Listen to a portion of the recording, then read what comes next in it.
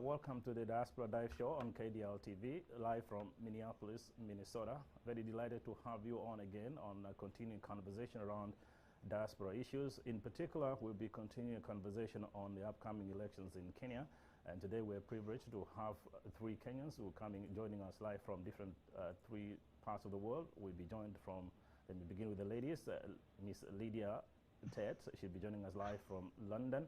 And then in Nairobi, we have Dr. Korir Singohi, who will be joining us here shortly as well.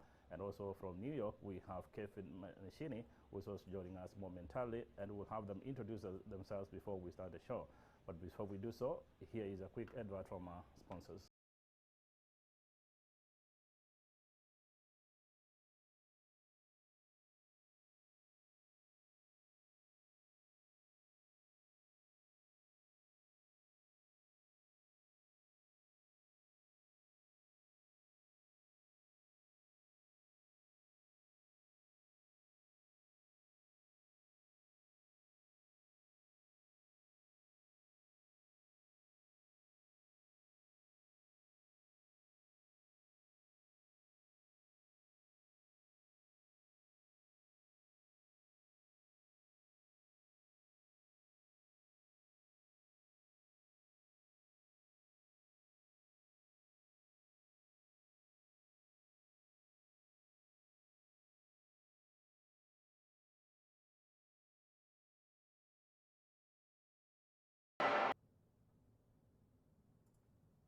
Okay, so thank you again. I want to take a moment again, in addition to that commercial ad, I want to thank our team. Remember, this show is sponsored by the KDL TV here, and also work in partnership with One Voice Consortium. And One Voice Consortium, just make sure that we give them due credit, is a group of that encompasses all Kenyan groups in the diaspora. That group is headed by our good friend, Dr. Robert Yuri, is in Ohio. And also want to thank all the teams across the U.S., across Europe, and those in Africa and Southeast Asia for the great work you're doing to ensure that all Kenyans in the diaspora are involved in the political, social, and economic process that is happening back home in Kenya. With that said, again, I'm happy and delighted to bring on the panelists. Again, if you could have them on screen. Guys, good to have you on. And maybe for the sake of our viewers, I think it's good for the viewers to hear your voices directly as you introduce yourself. And it's all, in all fairness, it's good for us to start from back home. Dr. Korir, if you could introduce yourself and let us know, we in the diaspora, what are we missing? Thank you, Dr. Okari. My name is Dr. Korir Singoe, and I'm legal advisor to the Office of the Deputy President of the Republic of Kenya. I think you're missing a great deal. We're having great rains here finally after months of drought, and so we are very grateful. I think you're missing that a bit. And of course, you're missing a bit of the political action. And we'll dive into that in a moment here. Thank you, Dr. Korir. And then we'll go to London and join with our sister there, Lydia Tet.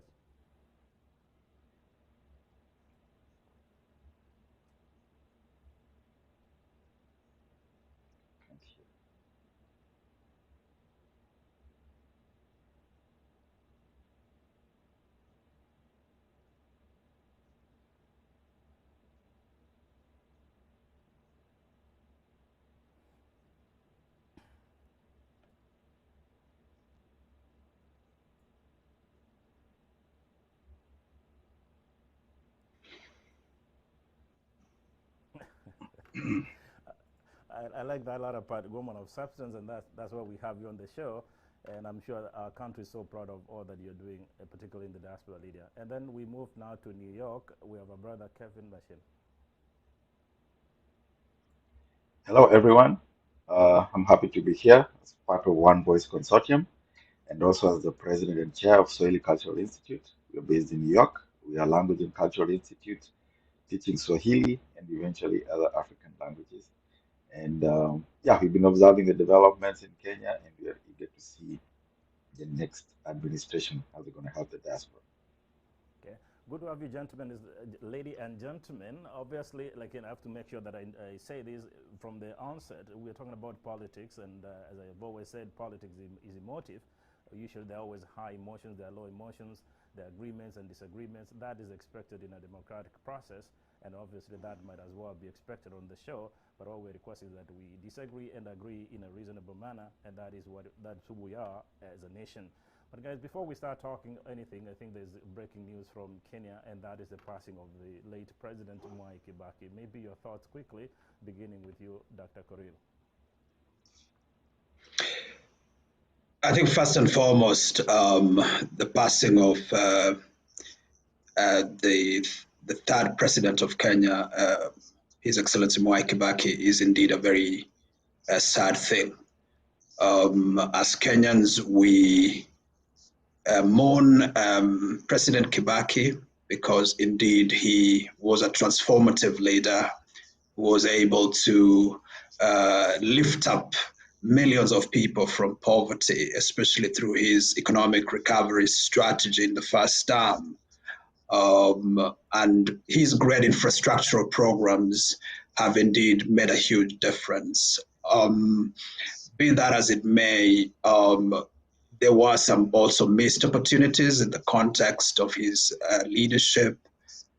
Particularly, I think the work around building a more cohesive nation sort of suffered a bit of a battering during his leadership. But I think we must acknowledge that he was truly a transformative leader, and we shall miss him a great deal. Okay, thank you for your thoughts, Dr. Korir. And then we have Lydia, if you could please as well, your thoughts on the passing of the late president.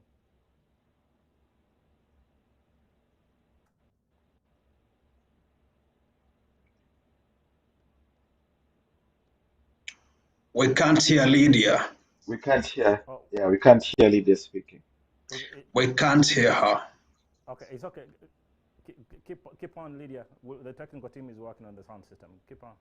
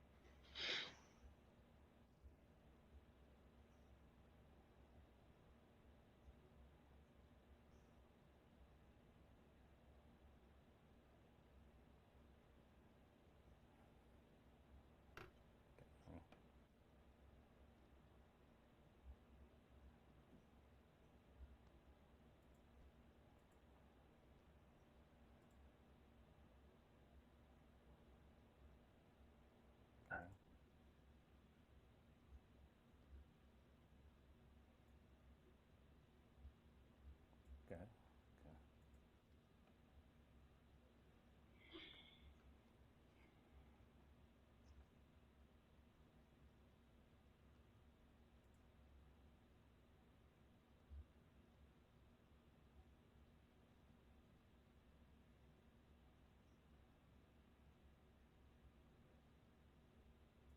Okay. Okay. Oh, thank you, Lydia. We join your sentence as well. And lastly, here, Kevin. Yes, so I have to say, yes, we've lost a great humble leader. Um, Honorable Kibaki was a very, he set the country on the right path, especially with the programs he achieved, particularly infrastructure and free primary education. And I think those are very important key elements that we should be able to build upon going forward. Um, yeah, that's what I can say. Okay. So thank you, gentlemen, again, obviously, on behalf of our team here at KDL TV, and I'm sure I share the sentiments of many Kenyans across the world. We share the feelings of the nation losing and a person, for one, and more so a former president of our nation is sad.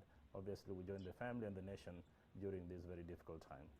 Well, that's it. Then we get into the politics part of it, and I think is it fair to go back to Nairobi? And Dr. Korir is on the ground, and Dr. Korir works with the Office of the Deputy President of the Republic of Kenya.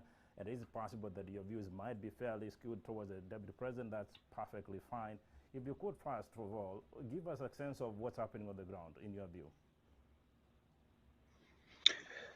Well, I think what's happening on the ground is that, as you know, we are just about 100 days to the elections that are scheduled for the 9th of August of this year.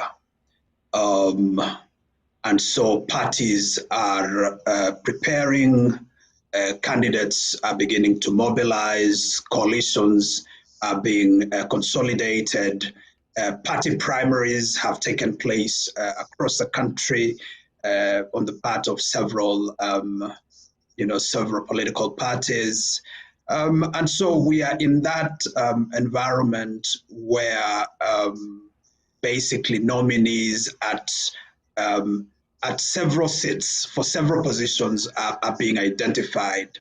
As you know, in the context of the electoral timetable, it is expected that within the next few days, parties will begin to submit the names of their presidential candidates as well as their running mates for verification to the Independent Electoral and Boundaries Commission. And within the next couple of days, those names will have been ratified by IEBC and then gazetted, and then the actual campaign process itself will commence in earnest.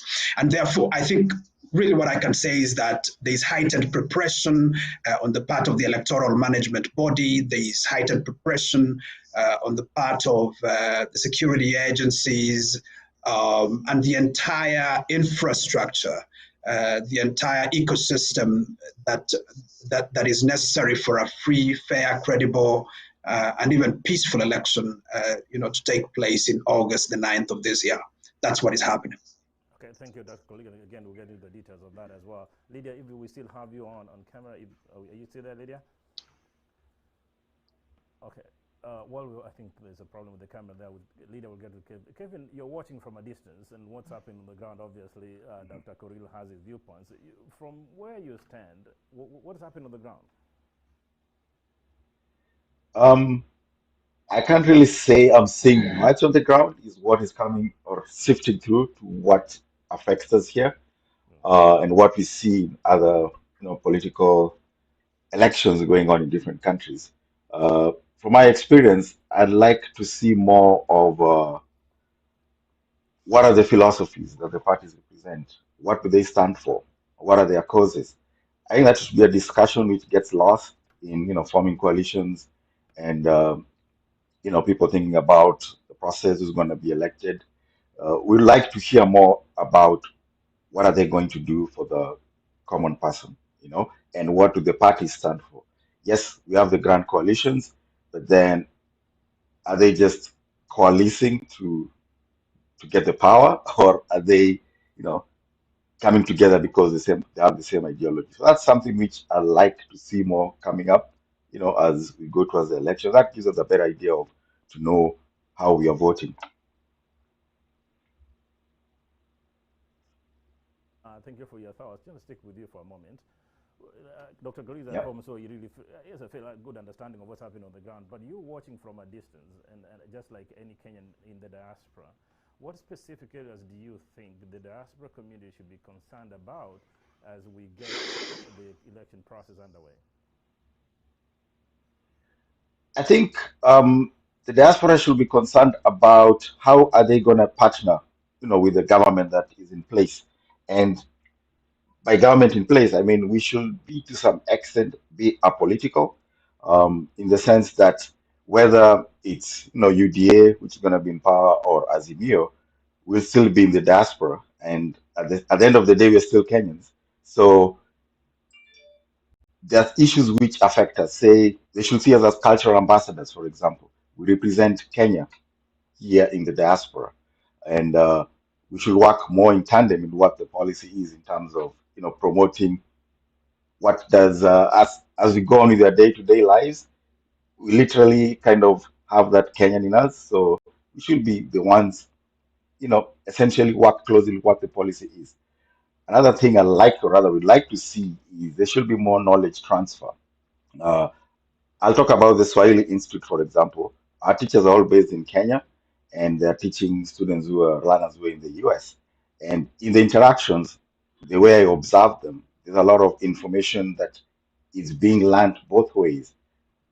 For instance, the material we talk about is in Kenya, the Kenyan, elements, and the students here are learning what goes on in Kenya, for example, Tanzania, for that matter. And in the same way, their teachers are also learning how the US is. That's just a small sense of showing how knowledge is transferred. So if you think of all the diasporas and the fields they're in, think of, finance, think of nurses, for example. They should have associations whereby whatever they're doing here, they can be able to translate on the ground. They can form associations. They can form, groups which are partnering. We can set up organizations here and then partner with local organizations so that we transfer the knowledge. So that's something which we'll want to see the government that is in place connect to the diaspora, and that will feel more involved.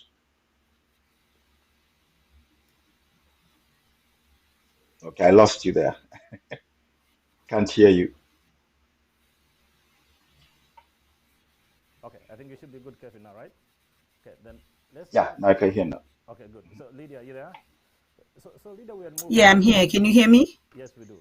We do. So, Okay. moving on to the next question, we're just asking, based on what you're seeing from a distance, you're in London, you do visit Kenya a lot, and I'm sure you talk to a lot of Kenyans in the diaspora.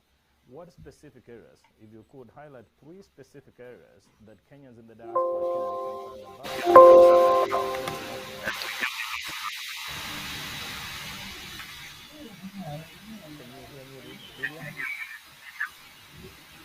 I can just hear from afar. I can't even hear what you're saying.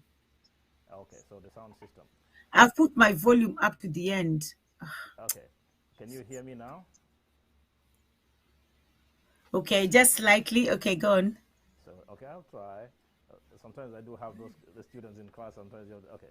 So the question for you is, what specific areas do you think the Kenyans in the diaspora should be concerned about as we get the elections underway in Kenya? Okay, what areas? I think it's more of voters' education. Okay. I think, and that is why I think there's so many problems, and there's so much misunderstanding of what voting should be. So there's no voters' education, and people who are in diaspora, because you've crossed the river, you know other people, you know the different culture, you know the different ideologies, you've learned different ways of life. I think as diaspora, we actually need to take our skills and everything that we've learned to now educate the people back home. Not saying that they're not educated enough, but when it comes to voting, there's no voter education. And that's why when IBC were here, we're like, why? The first thing you guys should do is actually to educate the Kenyans, or why should we vote? The importance of voting. I'm not just voting because they've given me unga or 5 shillings. That 5 shillings unga is gonna finish, and then what's gonna happen 5 years down the line? I'm not going to get that unga again. But because that's the mentality, that's how we've been conditioned to think, that we only vote for this person because of what we get now and then. Immediate gratification. That's what we've been conditioned to think. So that is what we are thinking. Okay, if they give me a lesson now, within 1 month, that lesson is going to change. You're going to wash the lesson. You won't have that lesson anymore.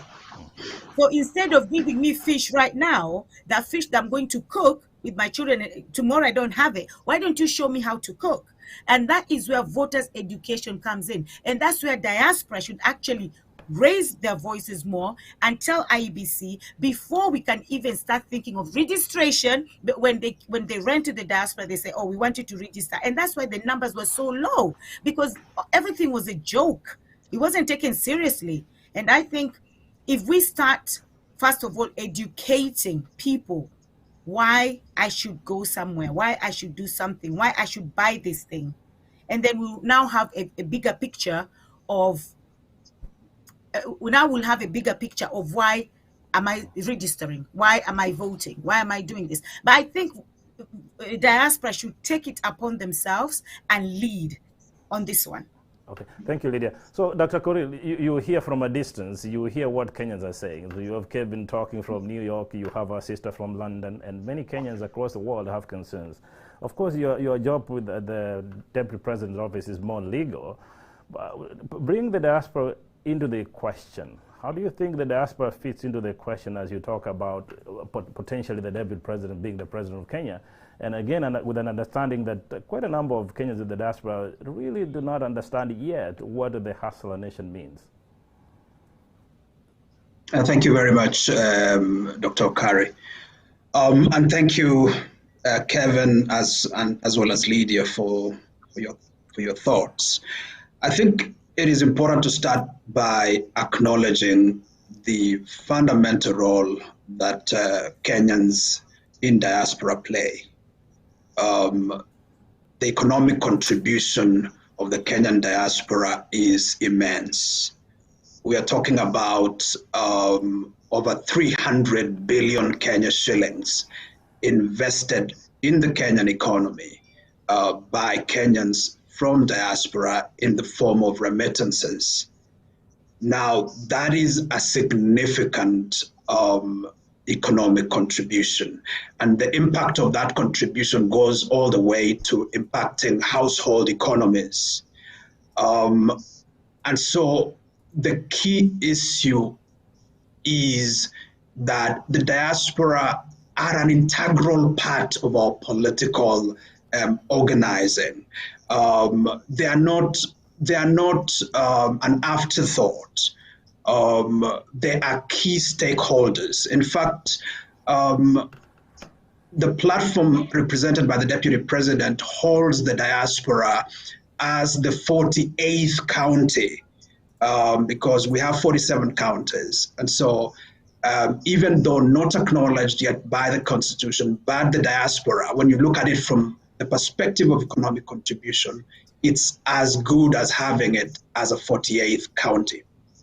And so we need to find ways, and we need to have very clear policies about how we can leverage on the contribution of the diaspora to the economy. The point made by Kevin, which revolves around how do we build robust networks?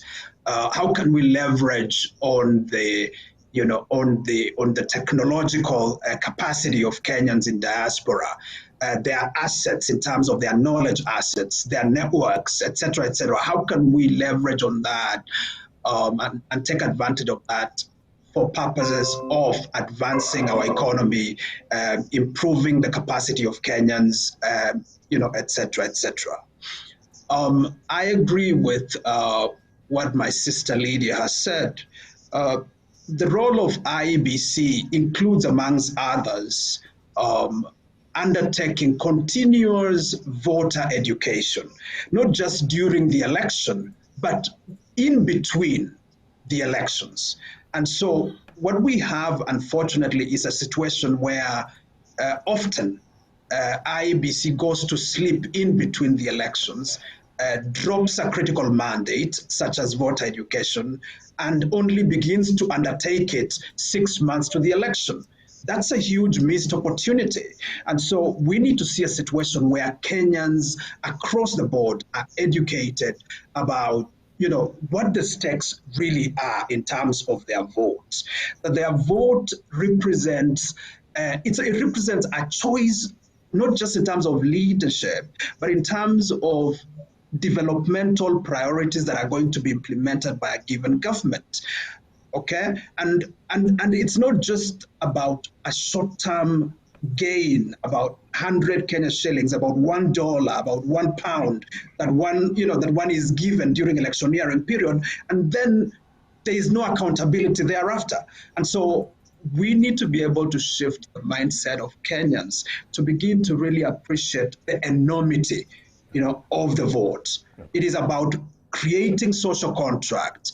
It's about creating a mechanism for accountability. It's about choosing developmental priorities over given government.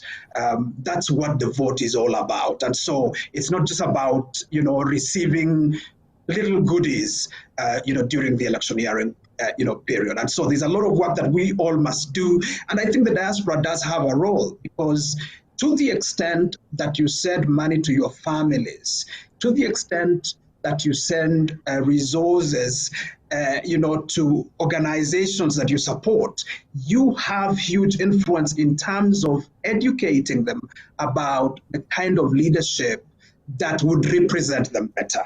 And so you cannot just be hands off in relation to the political choices that have to be undertaken by Kenyans in this election. Okay, good, thank you. Thank you, Dr. Corey. Sorry, can I just interject, sir? Yeah. Just, I know you say that Kenyans, their mindset need to be shifted. Who is supposed to shift their mindset if it's not people in parliament like you? You've not shifted this. It's almost 58 years of independence. The mindset is still the same. So now you're here now telling us the mindset needs to be shifted.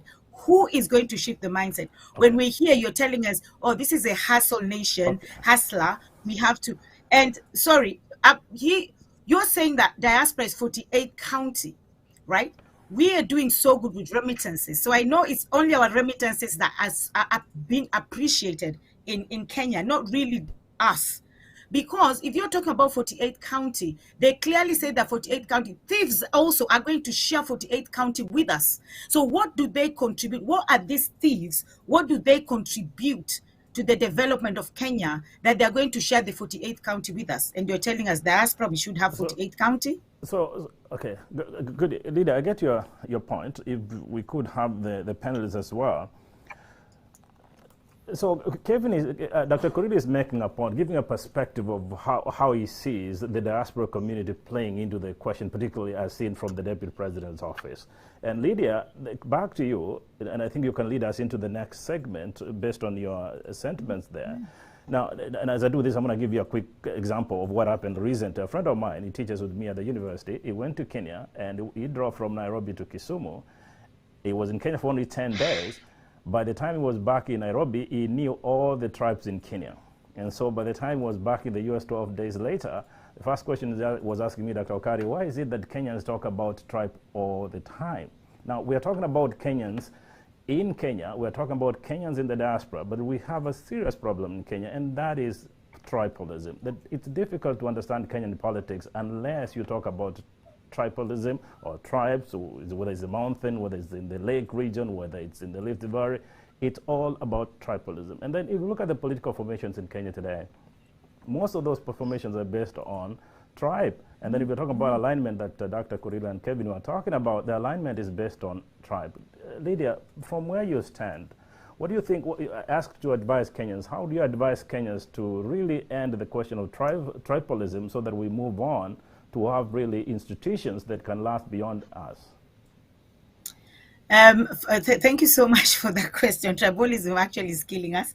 But you see, everything starts from the head. Everything trickles down. You see the president of Kenya. You see the assistant president, Mr. Ruto, as well. When they're addressing their people, their nation, they speak their language. So how do you just assume that in Mount Kenya, or you just assume that in that your little village is only your people that are there? They might be a Kikuyu who visited where Ruto lives, or there might be a Luo, there might be a Maasai who doesn't understand the language. So instead of us using our national language, which is Swahili, that everybody else should understand, we like having these segments of because I'm from here now, let me speak this my language. But if the president is doing it, the assistant president is doing it, Raila is doing it, of course everybody else is going to do it, because these are our leaders, and we tend to follow what they're doing. So if you're going somewhere to talk in a rally and you're speaking your language, for crying out loud, why would you speak your language? And I'm in the crowd and I can't understand. So somebody else had to translate it to me,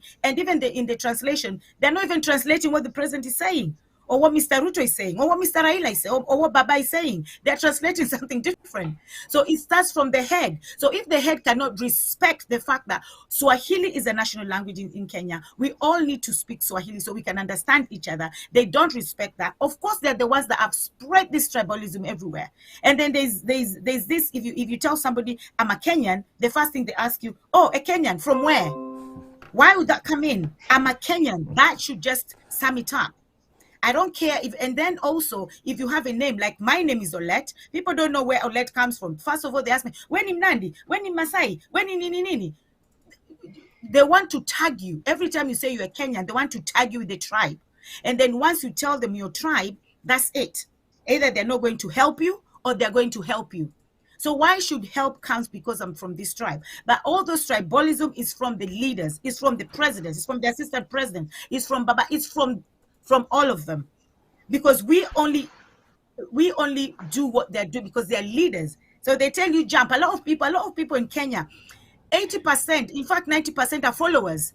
Only 10% are leaders. And from those leaders, only 1.1% is a good leader. All of them are rotten leaders. And because they are rotten leaders, they're giving us bad examples. And we're following because we are followers. We're no leaders. So if Uhuru is speaking his language, I'm going to speak my language to my people. So tribalism needs to start from the head.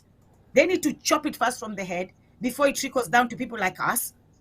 But I'm happy because I don't do tribal. I don't do tribal because I'm a community person. I don't do tribal personally. Okay. But so many people, the first thing is, hey, my name is Dr. Jeremiah. Okay, where are you from? When in Kalenjin, Masai, you what?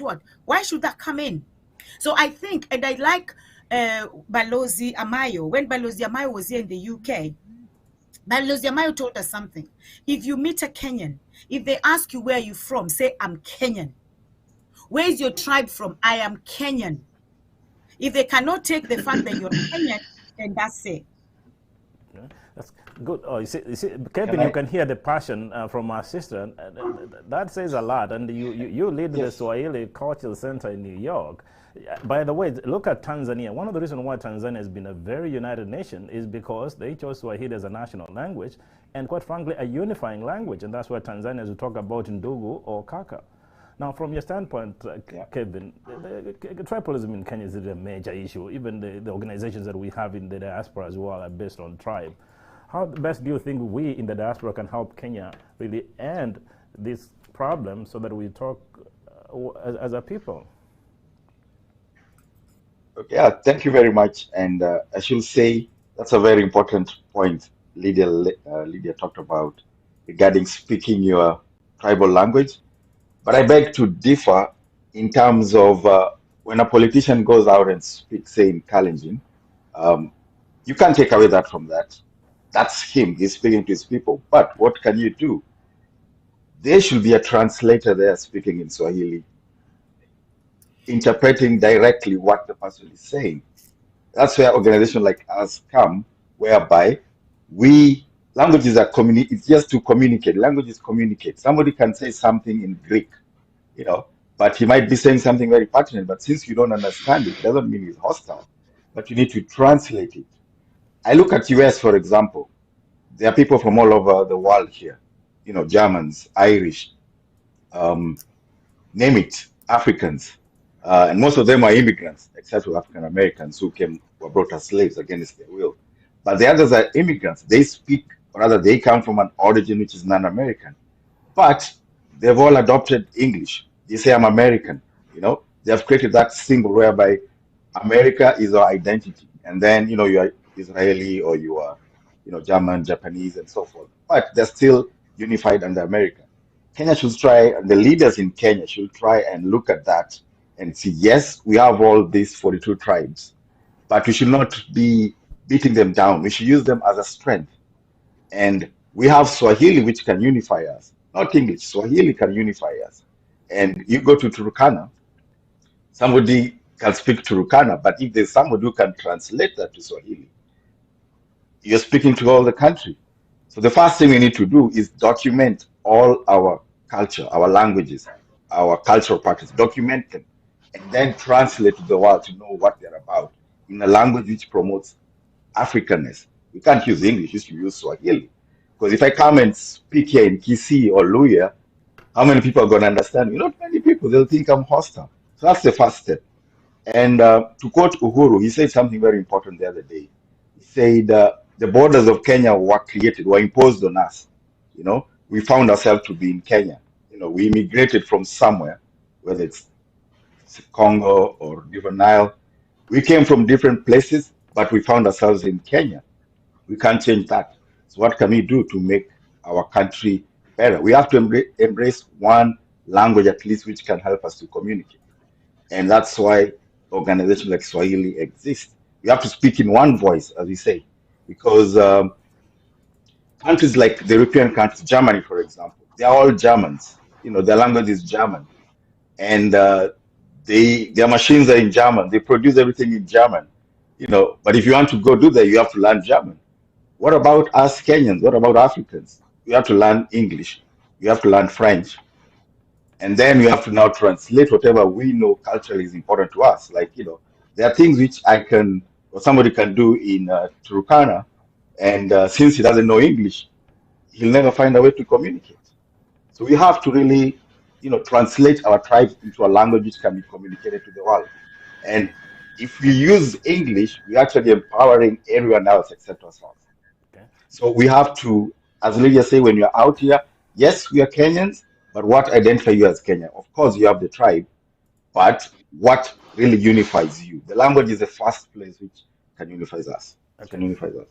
Good, Kevin. Kevin, thank you so much, Kevin, for your contribution. And it's good to highlight that you're very fluent in quite a number of languages: French in Swahili, French in English, French in Germany, French in Kisii, Eluya, among many other languages. Thank you. So, and I want to bring in back to Nairobi, Dr. Kuril. You've heard what the other panelists are talking about, and clearly from what you're saying here, you seem to be clearly very intelligent, very articulate on the things on the issues. Okay, I think we're mistakenly having Dr. Ndiangui. So, Dr. Koril, you heard the discussion about tribalism and clanism-based kind of politics, and I think if I might add, which also goes with the isms. Last week I had a panel here, and we were talking about the isms, for example, and I say with all due respect, the isms of the Kenyatta-ism, that unless you follow the Kenyatta's thoughts, then you're not president. The Kenyatta the president, the Kenyatta the son. Then you have the Odinga Jaramogi Odinga, and then you have the son who potentially becomes the president. And then you have Kibaki, and then you have now your boss, Dr. William Ruto, maybe his generation. Those isms and tribalism do have really a major impact in the political process, not just for Kenya, but for any developing nation. From your view and your advice to the Deputy President, how do you think going forward we should end the idea of tribalism so that we can speak as one voice, one consortium, one people? If I can contribute to the debate around diversity, ethnic, linguistic, cultural, religious diversity. Our constitution itself recognizes that Kenya, is a country of diverse communities. We respect our diversity. Our diversity is our strength. The problem of ethnicity is not a problem around the use of our different languages, but it's about the privileging of persons who come from our tribe for purposes of accessing opportunities, economic opportunities within the public sector. It is the discrimination of persons who are non-members of our community that is a threat to the unity of our nation. But it's not necessarily the diversity, our communities, our different communities' diversity that is a threat. The way to deal with, with this challenge is, in my view, to build tribes that go beyond language-based tribes.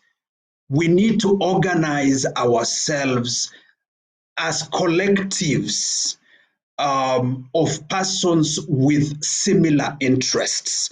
I'll give you an example. The deputy president keeps talking about Mama Mboga, for example. When he speaks about Mama Mboga, there are Mama Mbogas from Mombasa all the way to Kisumu. They go through the same issues, the same challenges, okay? It doesn't matter what language they speak, but what brings bread to their table, what brings ugali to their table is something similar. The idea is these people need to organize themselves as a group, as an interest group. The same thing with transporters. They have the same challenges. With manufacturers, they have the same challenges. And so we can begin to transition our country from a nation based only on ethnic identification or ethnic interest and organize around economic interest. So we become actually like interest groups, which is what happens in the US and in other developed democracies, where in the context of electoral politics, it is economic it's economic interest groups that lobby for certain positions to be taken by leadership. If it's the guys in energy, in the energy sector or oil and gas sector, they would take a particular position and seek a position from a particular presidential candidate. Okay, so that is how you begin to shift our politics from ethnic-based politics to economic interest type of politics. And so that is sort of the kind of platform, for example, that the deputy president is trying to build. He's trying to argue that let's build a country organized around sugarcane farmers, around maize farmers, around mamambogas, around small transporters of the border kind.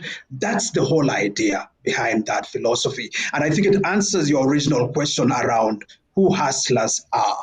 Hustlers are people who are trying to exercise, to self-determine, the right to self-determination, given the challenges and the opportunities of their context. They want to, rather than complain, take advantage of the spirit of entrepreneurship, and begin to organize beyond their own tribe and focus on their economic interest as a collective. Can't hear you. Okay. We can't hear you.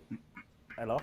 Kevin, Yes, yeah. I had said something. I will get you in a moment. I'm going to stick with Koril and then I'll get to Kelvin. So, Koril, I happen to teach strategy as well, okay? I'm a strategist. I teach strategy. Based on what the Hustler Nation, and not a lot of people really understand the Hustler Nation. And I think if you have a chance to read Frantz Fanon, he's talked about evolutionary science. In that, he's talking about proletariats, which is equivalent to what you guys are calling the Hustler Nation. The proletariats are a group of people, quote unquote, undereducated, underemployed, underskilled, who any political leader can take advantage of. So if you have these guys you're calling hustlers today, you promise them boga, and then the next guy comes tomorrow and promises them boga, they're going to dance yes, yes.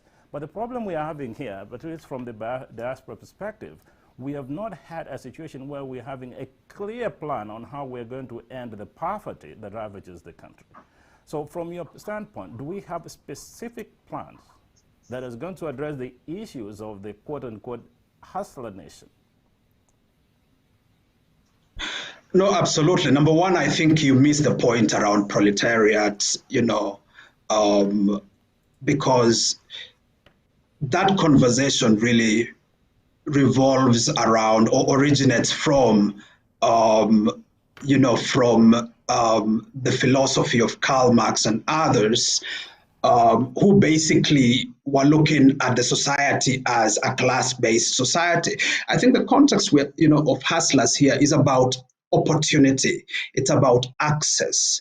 It's about removing barriers that impede or barriers that stand on the way of people who want to realize their dreams and aspirations.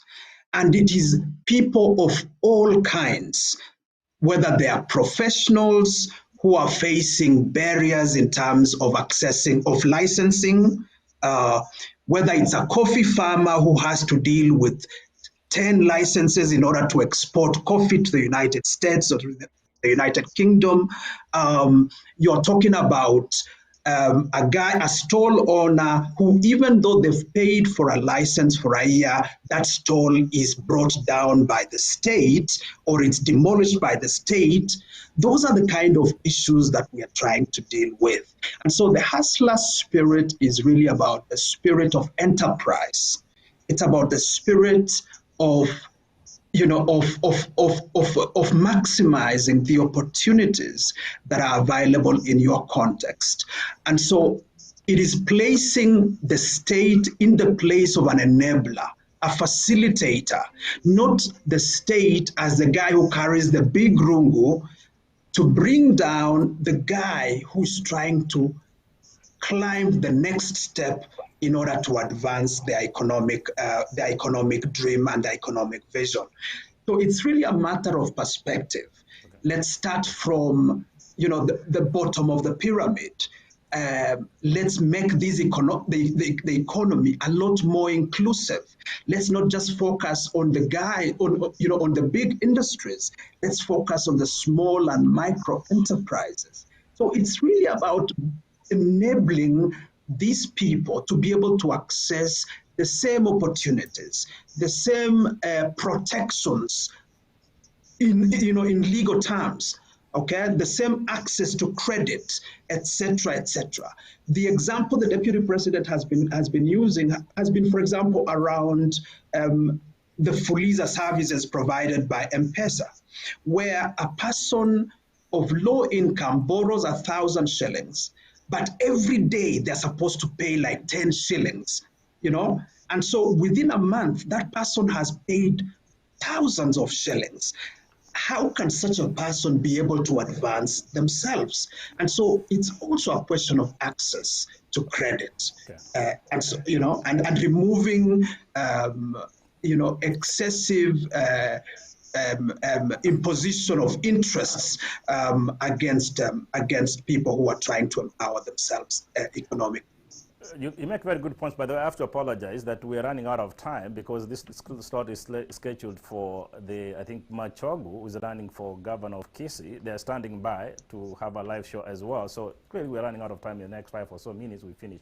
But again, I'll give you an opportunity, Lydia and Kevin, to respond to the same. Based on what Kevin is saying, and based on your understanding of the current political formations in Kenya, do you think those political formations really are as authentic as possible? And have you seen them really with clear plans that are going to address the issues that Dr. Korili is talking about? Beginning with you, Lydia, quickly.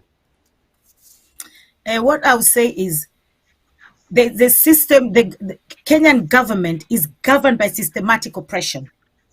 This term of hustler is just a word to confuse the weavers. Don't tell me about you start giving me big English explaining something to Kenyans who majority of them do not even go to school. They don't even understand these terms. Give me a simple layman English, your manifesto of how you're going to eradicate poverty, how you're going to employ the youth. And they use, like you always say, the leaders of tomorrow, but yet we don't do nothing for them. And then we want to lead 100 years to be presidents. And now you're telling me that, and then you bring big English to start explaining. Don't do that. Just give me a simple layman English of your manifesto, how you're going to eradicate poverty and give work to the youths. Because as it is right now, the government is systematic oppression. That's all we see as Kenyans. Yeah, Kevin? Yes, I was listening to Dr. Singoe as you're speaking, and I could get the concept he's explaining, which makes sense. Though I should say the term hustler is the one which intimidates people. They think it's hiding something, but the idea behind it sounds legitimate. Why do I say this? I see the coalition forming, and I draw parallel with Germany, where the parties currently leading, it's a coalition. It's a coalition between three parties. The SDP, there's FDP, and there's the Greens. Each individual party have their causes. Like the Greens, it's environment. FDP is for enterprise, as Dr. Kinway is saying. Like they're trying to help Mama Mboga. That's exactly what FDP is about. And SDP was more of the Marxists. So in Kenya, we have it the opposite. We are forming the coalition first before determining what actually solution are you providing to the individuals. That comes to my first point I made when we started. What is the cause? What's your philosophy? So if you have each party, or rather a grouping of people, decide, okay, I think the Mama Mbogas in, Trans Nzoia or Mombasa might have the same issue. Let's form a party around that. It will make sense. But then now forming the coalition first, both Azimio and UDA, kind of doesn't, you kind of have to open the hood and see exactly what are your priorities. Personally, I think Azimio has a more structured direction where it's going. UDA is just because Honorable William Ruto has been there, and he's been under Uhuru, so you kind of think, okay, ideally he should be continuing guiding the country, but then who was chosen? Raila. So you kind of ask you, why is there a disconnect? Because this person in the same team. So it kind of gives you a question and think maybe there might be something you have to look into both parties and decide what's the best direction to go.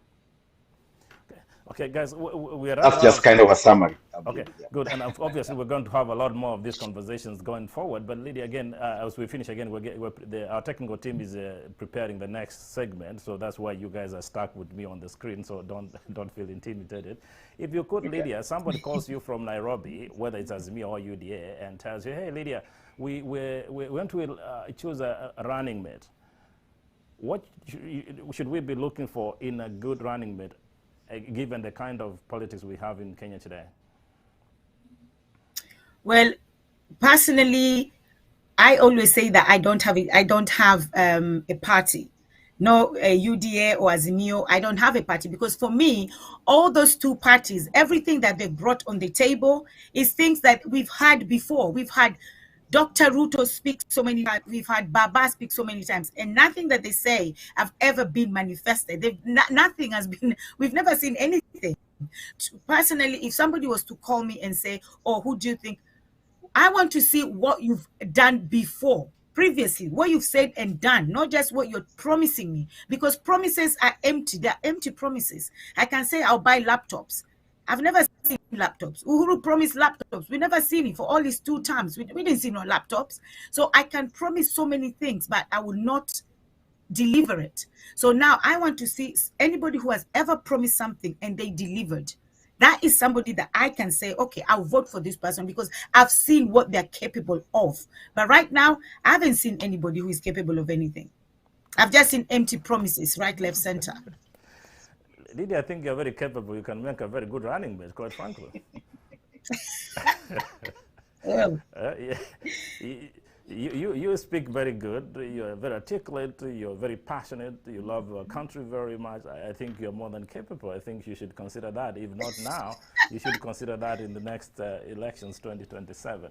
So, Kevin, what do you think Kenya should be looking forward to, particularly if you're going to advise the presidential candidates in choosing their running mates? What should we consider? For the diaspora, of course, we have to see, a candidate who kind of addresses our needs. I think that's important for the diaspora. A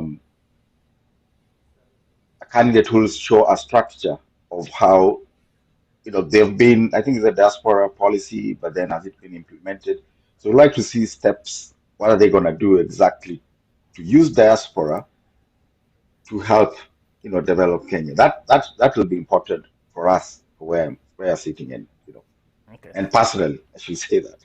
Oh, okay. So, Lydia, I'm going to give you a chance there. So, you are very influential within our diaspora community, particularly with the ladies. Speaking to our diaspora community, particularly the ladies, what do you think they should do? What should be their role in the current political process? I think as women, we should we should take a step and sit on the table for policy changers or policy makers, because we feel, a lot of women feel intimidated because they are thrown behind the desk and they're told, oh, this is not your position. But as women, we need to stand and take position and actually be real role model to women out there, because even if they've given us position. Example, now we have women in Kenya who are